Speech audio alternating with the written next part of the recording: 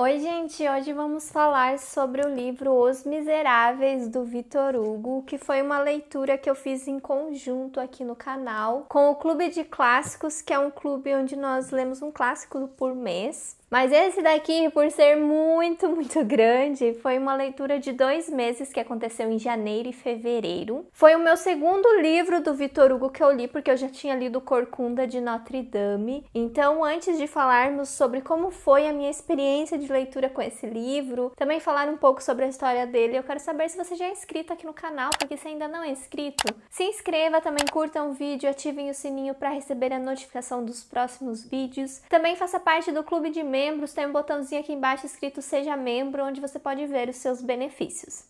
Então, gente, eu li Os Miseráveis nessa edição da Martin Claret. Eu não entendo de tradução, eu só li o livro nessa tradução aqui, que inclusive é a tradução de Regina Célia de Oliveira. E o que eu posso dizer é que não tive problemas com essa tradução, não encontrei nada que atrapalhou a minha leitura, foi muito fluida para mim. A diagramação do livro também eu achei ótima, as letras são grandes, na minha opinião. E a experiência de ler um livro tão pesado assim vai de cada um, gente. Eu não leio segurando ele desse jeito. Eu leio ele em cima da mesa ou em cima de uma almofada. Na verdade, é muito raro eu ler segurando um livro. Eu normalmente sempre leio apoiado em algum lugar. Então, o que é a história dos Miseráveis? Esse livro se passa na França do século XIX. Inclusive, era um momento em que existiam muitas batalhas e os personagens estão no meio disso aí durante a história também. Então, eu digo para vocês não se preocuparem em saber todo um contexto histórico antes de ler o livro, porque o Victor Hugo vai contar tudo para você nos mínimos detalhes. Além da parte histórica, que ele dá um bom background antes de começar muitos capítulos, o autor também dá muitos detalhes da ambientação do livro. Isso quer dizer que o Victor Hugo é muito detalhista nisso. Isso é algo que você vai encontrar no livro que pode carregar um pouco mais a sua leitura. Então, o livro é uma leitura mais densa, é uma leitura mais demorada por conta desses detalhes e varia muito de leitor para leitor. Tem leitor que vai gostar muito de estudar toda essa parte, mas tem também outros leitores que vão achar essas partes chatas, que vão querer pular essas partes, que vão ver que não tem importância para a narrativa dos personagens. A importância dessas partes é criar todo o contexto, todo o background da ambientação e parte histórica do livro. Tirando tudo isso, qual que é realmente a história dos Miseráveis? Em Os Miseráveis, nós acompanhamos um personagem chamado Jean Valjean. Ele é um prisioneiro que foi preso por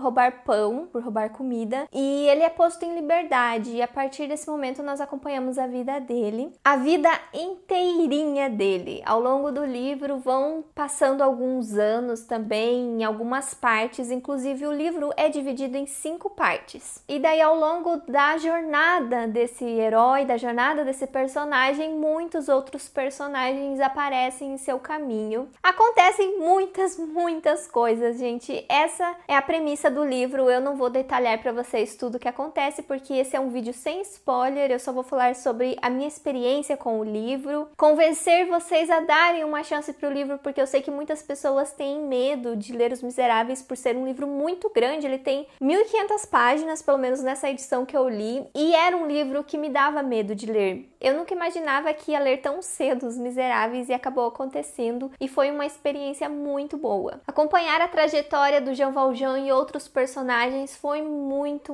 interessante, ainda mais lendo o livro aos poucos, assim, durante 2 meses. O livro, de forma geral, ele é muito emocionante em muitas partes. Você acaba se comovendo com a história de alguns personagens, você acaba temendo muito a vida deles e o que eles acabam passando. E você também sente muita raiva das pessoas que acabam trazendo esse desfortúnio na vida desses personagens que a gente tanto gosta. Então você sente muitas emoções ao longo do livro, você fica triste, você fica feliz com pequenos detalhes que acabam acontecendo, você fica com raiva de muitas coisas que acontecem, muitos sentimentos vêm à tona, mas a emoção ao acompanhar esses personagens eu acho que é o principal sentimento. Uma das coisas que mais são construídas no livro é a índole do Jean Valjean. Nós temos toda uma desconstrução do personagem ao longo de toda a vida dele e é muito interessante de acompanhar isso. E ao mesmo tempo nós temos ali um antagonista na história que vive cruzando o caminho dele, que vive mudando a trajetória dele ao longo do livro. Então sempre está acontecendo alguma coisa. As ações do livro sempre estão acontecendo por conta desse antagonista. A jornada dos dois personagens, do protagonista com o antagonista, eu acho que foi o melhor do livro, assim, pra mim. Foi o que eu mais gostei de acompanhar. Eu sempre tava temendo o que poderia acontecer por causa do embate desses dois personagens. E não podemos deixar de falar das inúmeras reflexões que o livro nos traz. A primeira parte do livro, eu sentia que as mensagens pareciam ser muito bíblicas, digamos assim. Era muito relacionada à fé em Deus. Eu acho que porque nós tínhamos o bispo como personagem em destaque ali na primeira parte do livro, mas eu acho que isso é mais focado no começo do livro. Depois nós continuamos ainda com essas reflexões mais religiosas, reflexões sobre fé em alguns momentos, mas não tanto como eu achei que foi no começo do livro. E é claro que essas lições, essas reflexões acabam sendo muito importantes para o personagem, mas eu acho que uma mensagem muito importante que o livro traz é sobre a bondade, sobre você pensar no próximo, sobre você acolher o próximo. Fala muito sobre a miséria e não só de forma literal, né, da pobreza que existe, mas principalmente da miséria nos corações de muitas pessoas. Existem muitas pessoas medíocres que acabam passando pela vida do Jean Valjean também, e é muito interessante ver a diferença dos ideais desse personagem com essas outras pessoas. E você sente muita raiva no livro com essas pessoas, por exemplo, pelo fato do quanto a maldade no coração delas acabam com a vida de outras pessoas. Nós temos duas personagens assim que você acaba se comovendo muito com a história delas, pelo que elas acabam passando. Digamos que acontecem muitas desgraças nesse livro, sim, acontecem muitas desgraças e por isso que você se emociona e você se comove muito com os personagens. E ao mesmo tempo você sente raiva dessas pessoas que causam isso. O livro também traz muitos desentendimentos ao longo da história, fofocas também, sabe? Fofocas que depois se revelam que era outra coisa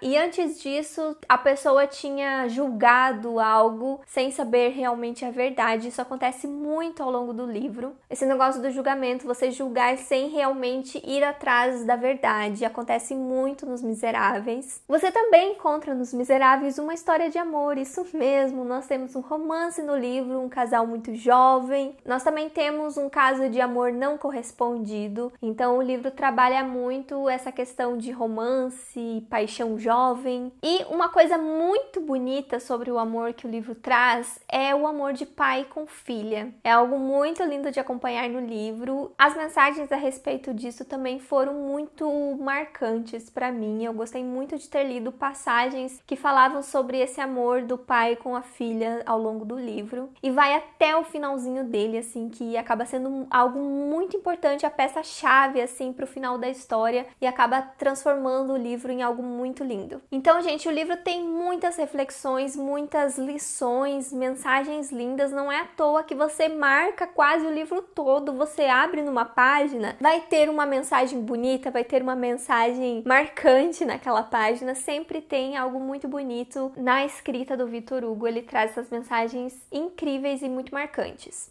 Então, gente, como vocês podem ver, eu gostei muito da experiência de ter lido esse livro, eu gostei muito da história, dos personagens. A única coisa que eu não gostei realmente foi a parte histórica do livro, partes arquitetônicas também. Eu já estava com um trauma de ter lido o Corcunda de Notre Dame, que tinha muito da arquitetura de Paris, das ruas, da catedral. Então eu já estava meio traumatizada com isso e quando eu encontrava ali nos Miseráveis, era era algo que não me chamava atenção, era algo que eu já sabia que não funcionava comigo. E algumas dessas partes são até muito famosas. Quando alguém fala dos livros dos Miseráveis, sempre comenta dessa parte, que é a tal famosa Batalha de Waterloo, que temos aqui no livro. Também tem o capítulo dos esgotos de Paris. É muito famoso, então você sempre vai ouvir alguém falando sobre essas partes quando lê o livro. Então, gente, não tenham medo de ler Os Miseráveis. Se você, assim como eu, não gosta dessas partes descritivas, não gosta das partes históricas, não deixe isso impedir de você conhecer a história dos Miseráveis. Você pode muito bem aproveitar o resto, porque o resto é muito, muito lindo. É muito interessante a jornada desse personagem, do Jean Valjean, e muitos outros personagens que temos no livro. Você só precisa ter um pouco de paciência, porque não é um livro que você vai ler rápido, é um livro que você até pode ler melhor com outras pessoas, como nós fizemos no clube de leitura, né? É muito legal você ler em um clube e poder discutir as coisas com os outros. Às vezes você não prestou atenção em algo, você não pegou aquela mensagem que o livro queria trazer e outra pessoa comenta sobre isso e vocês passam então a esmiuçar a obra, né, de uma forma mais divertida quando você lê em grupo. Então é uma dica que eu dou para vocês quando vocês forem ler Os Miseráveis: leiam sem pressa, tenham um tempo bem grande para ler esse livro. Não se preocupe se você não entender nada das partes históricas e arquitetônicas do livro, porque isso não vai atrapalhar o resto da sua leitura.